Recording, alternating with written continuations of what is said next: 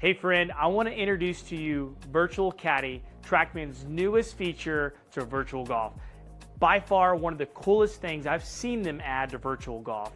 Let's dive into it. Let me show you some of the cool features that you can use here indoor on the simulator, but also the insights you gain for outside on the actual golf course. Let's get into it. First, let's dive into the software. Let me show you where the Virtual Caddy is and how you can use it. To kick things off, I want you to look down at the bottom. Down here you can see your golf club, and forever it's just been the golf club, but now it's actually giving you your carry number and your total number based upon what you did when you did Map My Bag. Now let me be clear, you're only gonna see this if you do the Map My Bag function. So if you click on this, you can see your carry and your total for each club. Something even better to note is all these numbers are adjusted to the elevation of the golf course you're playing. So when you're playing virtual golf, all these numbers are auto-adjusted to the elevation of the course. So this course is next to sea level. We're at 3,200 feet, so I definitely hit my 7-iron closer to 180, 182 at 3,200 feet. But here, since it's closer to sea level, it's closer to 172. So I definitely know it's already adjusted those numbers for me. As you can see, I don't have a pitching wedge here because literally somebody stole my pitching wedge, so I'm out of a pitching wedge right now. Okay, now another thing I want you to note is over here on the mini map.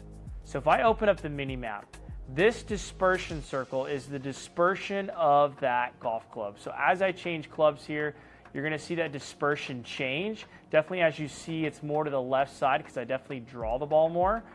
Obviously you can see it gets a lot tighter as I go to a wedge or if I go to an 8-iron. You can definitely see all my shots are drawing, and so they tend to veer more to the left. Now my driver, I need to work on it. It's definitely a little bit more even kill on both sides. I need to work on that. But if you pull up my 3-wood, which is what I might hit here, you can see that it's definitely more to the left. Now why is this beneficial? Now you can change your aim to make the majority of that circle hit the landing zone.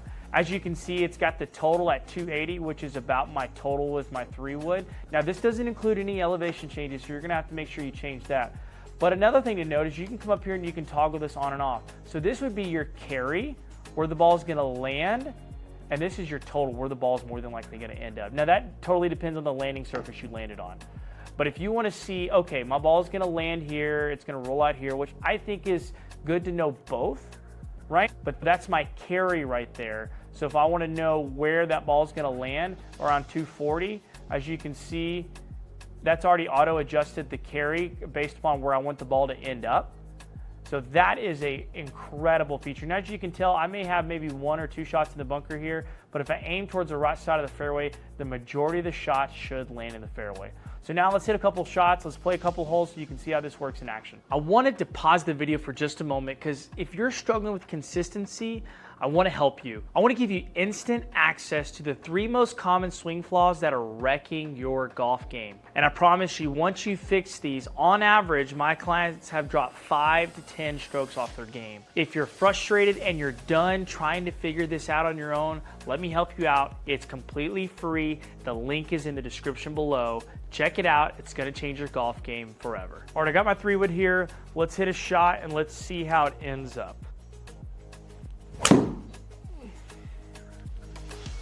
There's definitely that draw of mine. I think it's going to end up just fine. Just don't go in that bunker down there.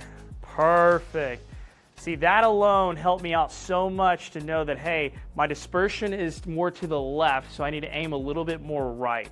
Now in this one, you can see my dispersion circles more long and short, so definitely my yardages on that club are not as consistent as they are left and right, so my direction's pretty good, but it's more my yardage that's the problem. So that's why it's more of a long oval versus a wider oval. And this is definitely recommending my 60 degree. So at the max, I'll hit a 92 total, which is crazy because hopefully it doesn't roll out that much when I hit a big swing. But 87 is my carry, which is exactly that. So I can choose that if I want to make a full swing. Now I'm not a full swing guy, so I'm probably not going to quite make a full swing, or what I'll do is I'll probably just flight this a little bit lower so I don't have to make quite as big of a swing to get it out there to 87. Sometimes I'll even go ahead and go up to a 54, but I'm going to give this a shot. We'll see if the Virtual Caddy is correct.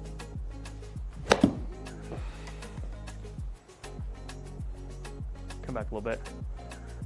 A little over the pin, come back a little bit, spin. All right, now stop. I think that turned out okay. I'm gonna have to start paying this Virtual Caddy better money, apparently. All right, now this is a great example of needing the Virtual Caddy, but then also making a decision. Don't just trust that the number it gives you is the necessary number, because it's picking that club based upon the total, not necessarily the carry. So I want this to be more about the carry. So what I'm gonna do is I'm gonna go up a club. And as you can see, the carry is gonna be definitely more on the hole here versus it being short. Now, as you can tell, that dispersion circle doesn't quite fit the green, and that's normal. So as you're learning how to score, you have to learn how to aim that when you miss the green, it's in a spot you can get up and down. Now that pin's pretty centered, so if I was in that trap, it wouldn't be that big of a deal. I'm not too absolutely worried about it, so I don't mind aiming a little bit more at the flag, knowing that some of my shots are gonna end up in that bunker, and some of my shots are gonna end up short and maybe a little bit left here.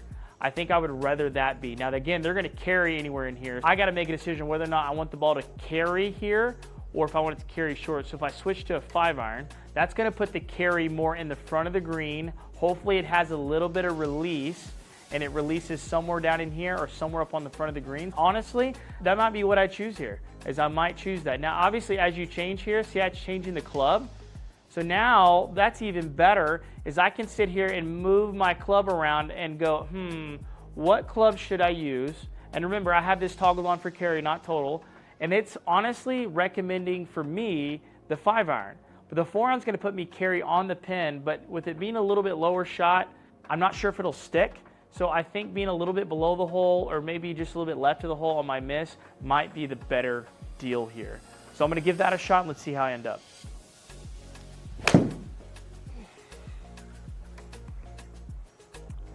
Decent shot there. So there's my draw. It's gonna miss a little bit left. I'm okay with that. Again, that's a long shot and it's a very skinny, narrow green.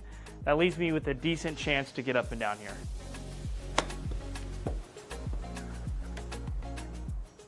Oh, a little too far. On this next hole, let's dive a little bit deeper on decision making off the tee and some of the data that it's actually given you. As you look at this, you can see the elevation drop, so expect the carry to be a little bit more because of that elevation drop. I don't believe it's taking that into account, it's just giving you that information. But again, as I look at my dispersion circle, I can definitely tell some of my shots might end up on the cart path on the right, some might end up in these little dunes on the left. If I think that's too much risk, which by the way, I did switch this to total instead of carry because I wanted to see how it was gonna roll out. So my carry would put me right in here and would roll out somewhere over there. But I think in this case, I'd like to know total. As I drag this down, you can see that dispersion circle gets a little bit smaller and that might go, okay, more of my shots are gonna carry or total to right there. And that's gonna leave me about 271, which gives me an opportunity to go for the green with the 3-wood or to lay up. To me, that's a better shot. If I go down again, this is giving me about that 3-iron. That definitely puts more in the fairway than before, but that leaves me 307. So you gotta decide, are you going for it or you're not? Because if I just hit a, let's say, 200-yard shot, that puts me 100 yards out. If I hit the 3-iron, which guarantees it pretty much in the fairway, if you look at that dispersion circle, it guarantees it's in play. Then if I hit a 200-yard shot, or maybe something just short of that bunker, you could come up here and you can look going, okay, look, that's just that's under 100 yards. Then you might go, the 3-iron might be the play here, especially if you don't want to hit 3-wood, because my 3-wood, I can definitely tell if I'm going for that green up there, that's going to be a pretty tight spot to land a 3-wood. So to go for it would be very risky. So honestly, with this fairway, now again, there's lots of open area here. I can probably get away with it. It probably wouldn't be that bad. But let's assume the trouble was really bad. Hitting that 3-iron might be the best. So I'm gonna leave it there. We're gonna try that because if you're thinking your way through that going, hey, I'm not going for it anyways, I'm gonna hit a 3-iron, guarantees it's in play, then I'm gonna hit like another 3-iron knockdown that guarantees it's in play right here, and then I'm gonna hit a 100-yard shot into the green to have a chance for a birdie, that's not a bad deal at all. So let's give that a shot.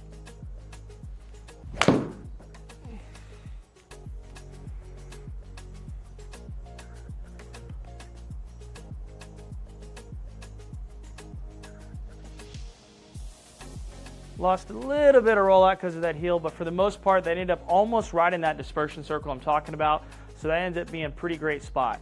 Now, if I open that mini map again and I look at the 3-wood, you can see that it kind of fits on there.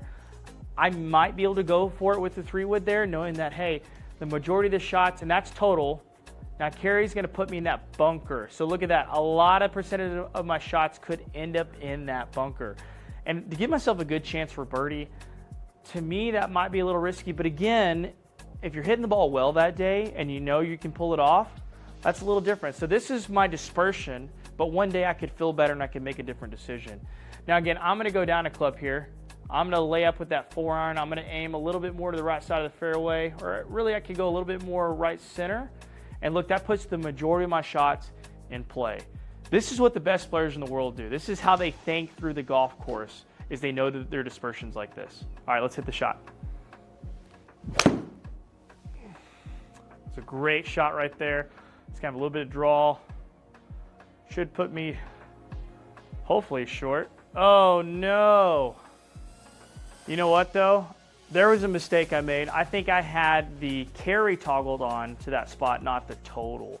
So, again, I made a little mistake there. But then I think that's good for you to see that you've got to think your way through, not just carry. That's common. I thought, okay, if I land it there, it should be fine.